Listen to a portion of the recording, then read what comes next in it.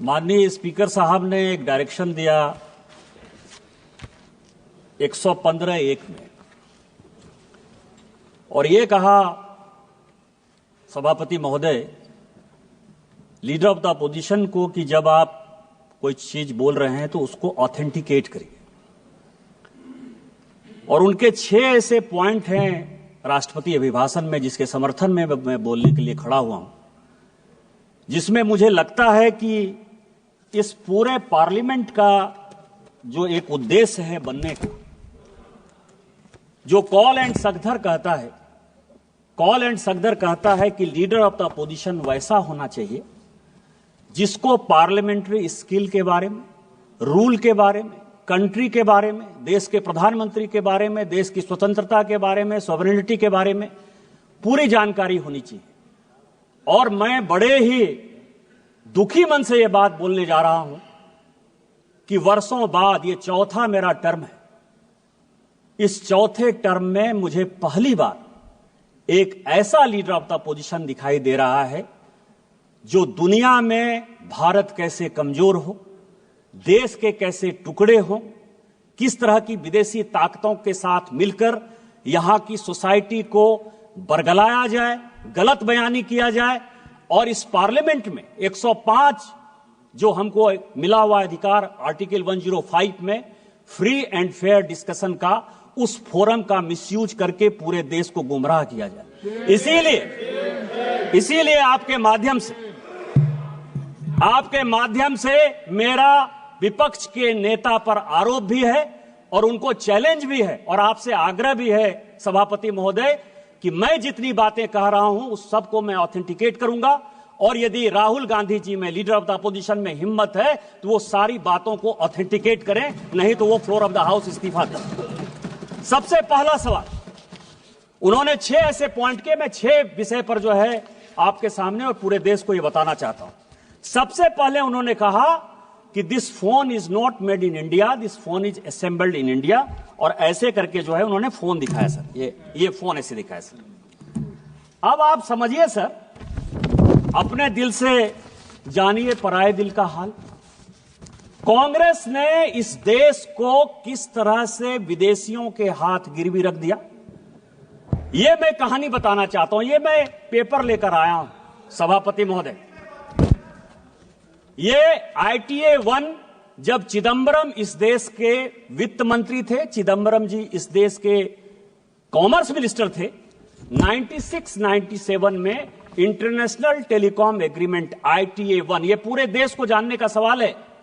ITA 1 में उस वक्त केवल 14 कंट्री सिग्नेटरी थे। पूरी दुनिया में 195 कंट्री है। चाइना उस सिग्नेटरी नहीं था, उसका पार्ट नहीं था। लेकिन इस देश को बेचने के लिए जो सॉफ्टवेयर, हार्डवेयर, इलेक्ट्रॉनिक्स, टॉयज, ये सब जो पूरी दुनिया में बनाते थे मैन्युफैक्चरर, यूरोपियन यूनियन के दबाव में इस सरकार ने और उस तत्कालीन वित्त मंत्री ने पैसे लेकर उस एग्रीमेंट को साइन कर लिया। और क्या साइन कर लिया ITA 1? कहा कि कोई भी कंपोनेंट आप लेकर आ जाओ, कोई भी कंपोनेंट हार्डवेयर का, इलेक्ट्रॉनिक का, टॉय का, कोई भी लेकर आ जाओ, 0% ड्यूटी लगेगी, 0% ड्यूटी। और जब आप वो एग्रीमेंट साइन कर लिए, धीरे धीरे करके सभी चीजों पर 0% ड्यूटी हो गई। टॉय पर हम नंबर 1 हुआ करते थे, खिलौने सभी चाइनीज आ गए। जो ये मोबाइल है, ये मोबाइल चाइनीज आ गया, इसके जो इक्विपमेंट है वो चाइनीज आ गए। आपने जब देश को बेच दिया, संजोग से ये पीयूष गोयल जी आ गए, कॉमर्स मिनिस्टर हैं, तो रोपा पेड़ बबूल का आम कहां से हो? आपने देश को बेच दिया, गिरवी रख दिया। 2014 के बाद जब इस देश में माननीय प्रधानमंत्री बने, उन्होंने कहा मेक इन इंडिया को आगे करेंगे, हमारे देश में मैन्युफैक्चरिंग सेक्टर आगे जाएगा।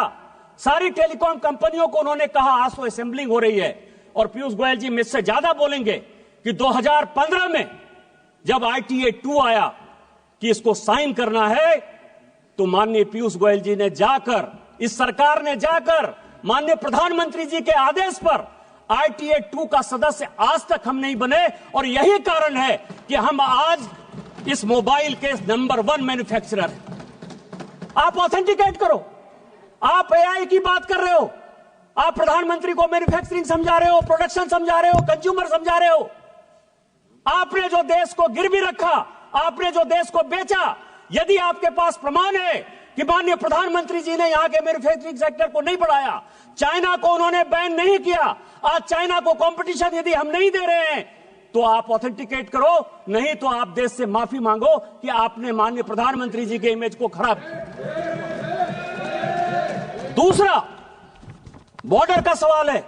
फिर मैं कहूंगा सर, मैं कई एक किताब कोट करके आया, उन्होंने कहा बॉर्डर में चाइना जो है लेके चला गया। वैसे राजीव रंजन सिंह जी मुझे बहुत कह रहे थे कि चौकीदार वाला बात कहा और सुप्रीम कोर्ट के जजमेंट से जो है भाग गया। ऐसे ही भगौड़ा है, झूठ बोलने की आदत है, कभी झूठ बोल दिया और कहीं दबाव आ गया तो वापस चले जाते हैं। लेकिन इस देश के बॉर्डर और सैनिकों के लिए बहुत इंपॉर्टेंट बात है। क्या बात कहा उन्होंने सर, कि माननीय प्रधानमंत्री जी, जिनके पीछे वो तीसरी बार देश के प्रधानमंत्री बने, 140 करोड़ लोगों का जो विश्वास है वो माननीय प्रधानमंत्री पर है, इसीलिए तीसरी बार उनको प्रधानमंत्री बनाया। दुनिया के फोरम पर जब वो जाते हैं तो आज दुनिया में चाहे रूस यूक्रेन वार हो रहा हो, चाहे यूरोपियन यूनियन में परेशानी हो रही हो, चाहे इजराइल में परेशानी हो रही हो, फिलिस्तीन में परेशानी हो रही हो, पूरी दुनिया भारत की तरफ देखती है। लेकिन ये किसने पैदा किया? मैं लेकर आया हूं सर आचार्य कृपलानी। सभी को जानने वाला सवाल है, आचार्य कृपलानी कांग्रेस के बड़े नेता थे। उनकी वाइफ सुचेता कृपलानी जो है उत्तर प्रदेश की मुख्यमंत्री भी बनी। कांग्रेस पार्टी से आचार्य कृपलानी ने इस्तीफा क्यों दिया? यह देश को जानने वाला सवाल है। जब पंचशील के समझौते पर, हिंदी चीनी भाई भाई के नाम पर, जब नेहरू ने पंचशील एग्रीमेंट साइन करने का विचार किया तो आचार्य कृपलानी ने कांग्रेस में उनका विरोध किया। उन्होंने कहा आप देश को बेच रहे हो, आप तिब्बत को उसके साथ जाने के लिए मजबूर कर रहे हो, आप हमारे ऊपर एक दुश्मन को पैदा कर रहे हो और यह चलने वाला नहीं है और एक दिन चाइना हमारे ऊपर अटैक करेगा। इस गांधी परिवार ने नेहरू जी के नेतृत्व में आचार्य कृपलानी को ही कांग्रेस से बाहर कर दिया। इतनी ही बात नहीं, जब इन्होंने यह बात कही कि प्रधानमंत्री जी कुछ बोलते हैं और जो आर्मी के चीफ हैं या सेना के जो जवान हैं वो अलग बात बोलते हैं, मैं कोट कर रहा हूं सर, उस वक्त के जो एयर मार्शल थे, फील्ड मार्शल थे रॉबर्ट्स, उसने कहा पंचशील के इस सिद्धांत के बाद चाइना हमारे ऊपर अटैक करेगा और हमारी आर्मी इतनी मजबूत नहीं है कि हम उसका मुकाबला कर पाए। जब यह स्टेटमेंट बाहर आया, इसी फ्लोर पर नेहरू जी ने कहा कि आर्मी के जो लोग हैं वो गलत बयानी कर रहे हैं, मुझे अपने देश पर भरोसा है और मेरे पास इतनी सेना की ताकत है कि हम किसी भी देश का मुकाबला कर सकते हैं। चाइना क्या बात है? यह मैं उनका स्टेटमेंट 1960 का इसी फ्लोर ऑफ द हाउस पर जो है उन्होंने दिया है, उसको मैं कोट कर रहा हूं। और 61 में जब करियप्पा जी रिटायर हो रहे थे, फील्ड मार्शल करियप्पा बड़े फील्ड मार्शल थे, तो उन्होंने कहा कि मुझे फक्र इस बात का है कि मैं सैनिकों को मरते हुए नहीं देख पाया, उसके पहले ही मैं रिटायर हो रहा हूं। और जो 62 में हुआ यह पूरी दुनिया जानती। और उसके बाद क्या हुआ? लगातार हम चाइना के साथ बॉर्डर डिस्प्यूट में लगे हुए हैं। और मैं एक पेपर लेकर आया हूं सर कि 1981 में राहुल गांधी जी की दादी इंदिरा गांधी जी ने एक एग्रीमेंट साइन किया और उस एग्रीमेंट को साइन किया उस वक्त के चाइना के जो वित्त मंत्री थे, फॉरेन मिनिस्टर थे, आर्मी डिफेंस मिनिस्टर थे, हुआंग हुआ और इंदिरा गांधी के बीच में 1981 में समझौता हुआ। 1981 से लेकर 1987 तक जब इनके पिताजी भी बन गए इस देश के प्रधानमंत्री, 8 बार चाइना के साथ बायलैटरल हमने जमीन के लिए, बॉर्डर के लिए लगातार मीटिंग की, जो फेल हुआ। यदि चाइना ने नेहरू जी के समय जमीन नहीं लिया था तो इंदिरा गांधी ने वो कमेटी क्यों बनाई? राजीव गांधी ने वो कमेटी क्यों बनाई? 8 बार आपने उसकी 81 से लेकर 87 तक मीटिंग क्यों की? आप चाइना को पूरा का पूरा अक्साई चीन से लेकर पाकिस्तान जो आपने बनाया उस पर नहीं जाता। आपने सेना को घुसने दिया, आप लद्दाख तक पहुंच गए, आप अरुणाचल तक पहुंच गए, आपने तिब्बत को देकर हमारे माथे पर चाइना को बैठा दिया। आज माननीय प्रधानमंत्री जी के कारण एक बॉर्डर का डिस्प्यूट रिजॉल्व होता हुआ नजर आ रहा है। माननीय जयशंकर जी ने यही बयान दिया कि वो हमारे साथ बायलैटरल टॉक में है और जहां जो लाइन ऑफ एक्चुअल कंट्रोल था वहां पर दोनों सेना चली गई है। इस प्रधानमंत्री जी के जिस मजबूती के कारण चाइना आज पूरी दुनिया में परेशान नजर आ रहा है, आप जो है उस प्रधानमंत्री जी को प्रेज करने के बदले, पूरे देश में उनकी वाहवाही करने के बदले अपने चाहे नेहरू का समस्या हो, चाहे इंदिरा जी का समस्या हो, चाहे राजीव गांधी का समस्या हो, उस समस्या को जो है चूंकि आप रिजॉल्व नहीं कर पाए, आपने चाइना को माथे पर बैठा दिया। आज माननीय प्रधानमंत्री जी उसको रिजॉल्व कर देंगे तो आपका सारा विषय खत्म हो जाएगा, क्योंकि चाइना के साथ आपका एग्रीमेंट है।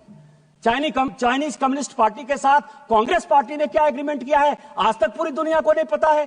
तो चाइना के एजेंट के तौर पर जो आप बैठे हुए हो, इस कारण से माननीय प्रधानमंत्री जी को बदनाम करने के लिए, देश को गुमराह करने के लिए बात कर रहे हो। आप on the floor of the house माफी मांगो और ऑथेंटिकेट करो इन चीजों।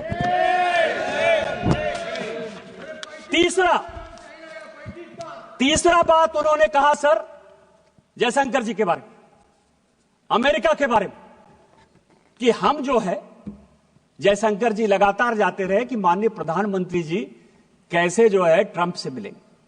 आर्टिफिशियल इंटेलिजेंस की बात करते हो, कंप्यूटर की बात के 100वां साल जो है हम लोग अटल जी का बना रहे हैं। आपने अटल जी को भी कोट किया, मैं उनका बयान लेकर आ रहा हूं। उन्होंने क्या कहा सर? उन्होंने यह कहा कि कंप्यूटर का कोई बहुत बड़ा प्रभाव हमारे समाज में नहीं पड़ेगा। यही छोटा सा स्टेटमेंट है, यही उन्होंने भी कहा। फैक्ट है, कंप्यूटर का क्या इंपैक्ट पड़ा हमारे समाज में। आज अमेरिका में भी सॉफ्टवेयर में भारत के लोग ही तो मजबूत है ना, हमारा ही स्किल पावर जो है पूरी दुनिया में आगे है ना। यही बात तो कहा उन्होंने कि इससे रोजगार नहीं जाएगा, इससे रोजगार बढ़ेगा। आप उस मृतात्मा देश के ऐसे प्रधानमंत्री जिनके बारे में आज भी पूरी दुनिया गर्व करती है और हम गर्व करते हैं कि भारतीय जनता पार्टी के वो प्रधानमंत्री थे, आप उनको भी नहीं छोड़ते हो।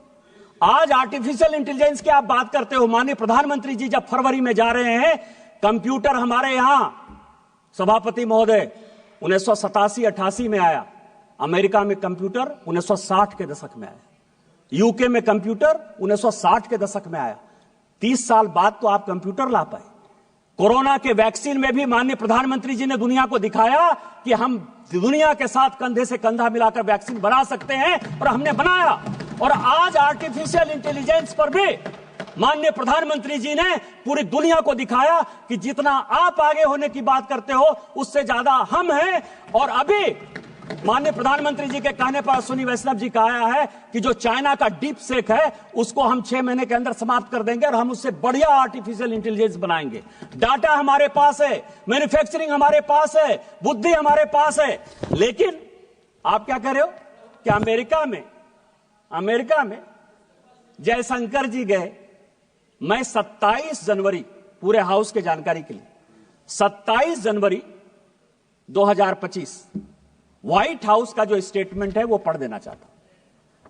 वो कहते हैं कि अमेरिका के राष्ट्रपति ने भारत के प्रधानमंत्री से बात की।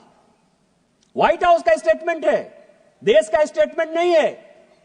और वो ये कहते हैं कि हम भारत के प्रधानमंत्री के साथ अच्छे रिलेशन रखना चाहते हैं। हमने उनको इनवाइट किया। यदि जयशंकर जी ने यह काम किया होता तो क्या व्हाइट हाउस पर भी भारत सरकार का इतना अधिकार है कि जो चाहे स्टेटमेंट दे दे? और यदि यह अधिकार जयशंकर जी और माननीय प्रधानमंत्री जी के कारण व्हाइट हाउस में भी है, तो इस देश को गर्व करना चाहिए कि हमने व्हाइट हाउस को भी कंट्रोल कर लिया। लेकिन फिर मैं कहूंगा समस्या कहां है? समस्या यह है सर कि अमेरिका में इनके पूरे परिवार के साथ रिलेशन खराब रहा। मैं अभी CIA की रिपोर्ट देख रहा था, 1971 की, 1972 की, 1973 की। वो ये कह रहा है कि भारत की इकोनॉमी रसातल में जा रही है। ये पाकिस्तान को अटैक करके जो है एक एक्सपेंशन के मोड में जाना चाहती है, लेकिन इसका अपना कुछ नहीं है। ये रूस के साथ मिलकर जाना चाहती है और हम भारत को बैन करेंगे। और ये जो 71-72 का CIA का रिपोर्ट है, इसके कारण मैं आपको बताऊं कि इसी इंदिरा जी को 1982 में रोनाल्ड रीगन से जाकर माफी मांगनी पड़ी। आप उस परिवार के आदमी हो, वो देश के प्रधानमंत्री। मैं नहीं बोलना चाहता था, मुंह नहीं खोलवाना चाहता था मैं, लेकिन 1982 में इंदिरा जी ने अमेरिका जाकर रोनाल्ड रीगन से माफी मांगी कि जो हो गया सो हो गया, हमको माफ कर दीजिए। और हम देश को, एक वो देश था और आज माननीय प्रधानमंत्री जी के नेतृत्व में यह देश है कि ट्रंप खुद से फोन करते हैं और ट्रंप व्हाइट हाउस में पूरा बताते हैं कि हमने उनको बुलाया है, हम उनके साथ अच्छा रिलेशन रखना चाहते हैं। देश कहां चला गया और आप कहां खड़े हो? तीसरा सवाल है सर, इन्होंने महाराष्ट्र इलेक्शन की बात की और चुनाव, चौथा पॉइंट सर, और इन्होंने इलेक्शन कमीशन के अपॉइंटमेंट की बात की, अपॉइंटमेंट की बात की सर। सुप्रीम कोर्ट का जजमेंट मैंने देखा, सुप्रीम कोर्ट के जजमेंट ने कहा कि जो इलेक्शन कमीशन का जो अपॉइंटमेंट है वो ट्रांसपेरेंट नहीं है। ये आज सुप्रीम कोर्ट में केस हुआ तो ये जजमेंट आया और ये भी कहा कि ये जजमेंट मैं टेम्पोररी दे रहा हूं, लेकिन पार्लियामेंट को ही अधिकार है कि कानून बनाए। कैसे बनाना है, इसी पार्लियामेंट ने पास किया कि कौन कौन लोग होंगे और इलेक्शन कमीशन का अपॉइंटमेंट कैसे होगा, बनाया सर। लेकिन मैं जो महत्वपूर्ण बात कह रहा हूं कि चुनाव आयोग पर इतना आरोप आप लगा दिए। MS गिल चुनाव आयुक्त थे, मुख्य चुनाव आयुक्त थे, रिटायर हुए सर, कांग्रेस पार्टी के सदस्य हो गए, राज्यसभा से मेंबर हो गए और देश के मंत्री हो गए स्पोर्ट्स के। नवीन चावला सर, नवीन चावला, अब उनको मैं श्रद्धांजलि देता हूं, अभी उनकी डेथ हुई, लेकिन पूरी दुनिया जानती है कि जो विदेशी लॉबी है, मदर टेरेसा पर बहुत अच्छा बुक लिखा उन्होंने सर, और जो वो लॉबी सोरेस के साथ जो लॉबी गांधी परिवार को मदद करती है और जो देश के टुकड़े टुकड़े करना चाहती है, उस लॉबी के सबसे बड़े समर्थक थे। उस नवीन चावला को आपने, जो सेक्रेटरी एमपैनल नहीं था, जानकारी के लिए, उसको जबरदस्ती सेक्रेटरी एमपैनल कराया और सीधा चीफ इलेक्शन कमिश्नर बना दिया। आज यदि सुप्रीम कोर्ट के आदेश के बाद हम कानून चेंज करके लेकर आए और उसमें आप भी बैठोगे, पैनल हम देंगे, तो इसके पहले तो आपने कभी लीडर ऑफ द अपोजिशन को नहीं पूछा। जब तक 2014 तक सरकार रही, मैं राहुल गांधी जी, पूरी कांग्रेस पार्टी और पूरे विपक्ष को चैलेंज करता हूं कि आपने इलेक्शन कमिश्नर के अपॉइंटमेंट में, चीफ इलेक्शन कमिश्नर के अपॉइंटमेंट में एक बार भी किसी विपक्ष के आदमी से कंसल्ट किया है? आजादी के 1950 से लेकर 2014 तक आप अपने चपरासी को, अपरासी को, कार्यकर्ता को, जिसको आपने चाहा जो है इलेक्शन कमिश्नर बना दिया। 100 चूहे खाकर बिल्ली चली हज को। आज हम ट्रांसपेरेंसी के साथ आगे बढ़ रहे हैं और उसके बाद आप चुनाव पे जो ताकतें ऐसी हैं जो भारत की डेमोक्रेसी को कमजोर करना चाहती हैं, उन ताकतों के साथ मिलकर आपने जो है पूरा का पूरा महाराष्ट्र इलेक्शन का जो है हिसाब किताब दे दिया। मैं कुछ सीटें लेकर आया हूं सभापति महोदय, बस 2-4 मिनट में खत्म कर दूंगा। स्पीकर महोदय, एक ही सेकंड केवल 2 मिनट। नहीं, आप बैठिए, फिर आपको अच्छा, एक ही सेकंड। हाँ, इस महत्वपूर्ण चर्चा पर लंबी सूची है, इसीलिए सभा की अनुमति हो तो सभा की कार्यवाही 11 बजे तक बढ़ा दी जाए। बोलिए सभापति महोदय, महाराष्ट्र इलेक्शन में सभी ईवीएम पर आ जाइए, ईवीएम पर आ जाइए। ईवीएम किसने लाया? हम लेकर आए ईवीएम। मैं जब 2009 में पहली बार सांसद बना तो ईवीएम से ही जीत कर आया। आपकी सरकार बन गई ईवीएम, इसका मतलब कि आप चोरी कर देते ईवीएम में? आप बताओ देश को कि ईवीएम जो है मैनिपुलेट होता है। नवीन चावला के माध्यम से हमने मैनिपुलेट कर लिया, MS गिल के माध्यम से हमने मैनिपुलेट कर लिया। माफी मांगो, और यदि आप ये माफी मांगते हो तो शायद इसके बारे में माननीय प्रधानमंत्री जी चर्चा कर सकते हैं। ईवीएम तो आप ही लेकर आए हो, लेकिन जो आपने जनता के मन में डेमोक्रेसी के खिलाफ, महाराष्ट्र के रिजल्ट के खिलाफ, महाराष्ट्र की जनता को जो आपने उसका अपमान किया, उस मैंडेट का अपमान किया, उसका कौन हिसाब किताब देगा? मैं केवल कुछ सीटें पढ़ना चाहता हूं सभापति महोदय। अकोला वेस्ट 18,000 वोट पड़ा, ठीक है, आपकी बात मैंने मान लिया। 1,000 से लेके 70,000 तक वोट जो है किसी किसी विधानसभा में बढ़ा है। अकोला वेस्ट 18,000 वोट बढ़ा, जीती कौन? कांग्रेस। नागपुर वेस्ट 22,000 वोट बढ़ा, जीता कौन? कांग्रेस। नागपुर नॉर्थ 23,000 वोट बढ़ा, जीता कौन?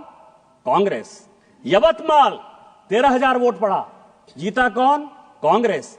मालेगांव 40,000 वोट बढ़ा, जीते कौन? ओवैसी साहब की पार्टी।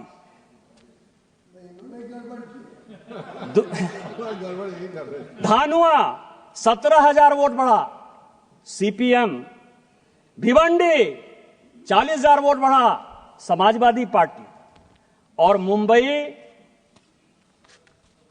मुंबई नॉर्थ 41,000 वोट बढ़ा, NCP Sharad Pawar. Kindly conclude sir. आप ये समझें, ये विधानसभा वाइज सभी पॉलिटिकल पार्टी चुनाव जीती है सर। आप किस तरह की बातें करते हो? हम लोकसभा में वहां कम सीटें लाए तो उछलने लगे कि जनता आपके खिलाफ है। और आज जो है, हम जब जीत गए तो आप जो है जनता को गुमराह कर रहे हो, इस डेमोक्रेसी के खिलाफ, इलेक्शन कमीशन के खिलाफ। और जो टुकड़े टुकड़े गैंग के आप सरदार हो, उस टुकड़े टुकड़े गैंग में इस देश को टुकड़े टुकड़े करने की जो साजिश है वो आप कर रहे हो। आप ऑथेंटिकेट करो कि आपने जो है गलती की और आप जो है गलत बात बोल रहे हो। इसके बाद सर लास्ट पॉइंट, मैं लास्ट पॉइंट एक और बस अंतिम पॉइंट सर, कि जातिगत जनगणना हो, ओबीसी को अधिकार मिले, एससी को अधिकार मिले, एसटी को अधिकार मिले, इससे कोई भी आदमी परहेज नहीं करता है। उस तेलंगाना का ही जो जनगणना आया है हाउस के लिए, 54% पर जो माननीय प्रधानमंत्री जी ने यहां कहा, और यह देश को जानने वाला सवाल है, खासकर पिछड़ों को और अति पिछड़ों को जानने का सवाल है। इस देश में 27% रिजर्वेशन इसलिए मिला है कि ओबीसी का पॉपुलेशन 54%। आज जो तेलंगाना की रिपोर्ट आई, जो आपका भी राज्य बगल का पड़ोसी राज्य है सर, वो कह रहा है कि 46% ओबीसी। क्या होगा? और उसमें क्या कर रहे हैं? वो मुसलमानों को जोड़ दे रहे हैं। ओबीसी में वो मुसलमानों को जोड़ रहे हैं।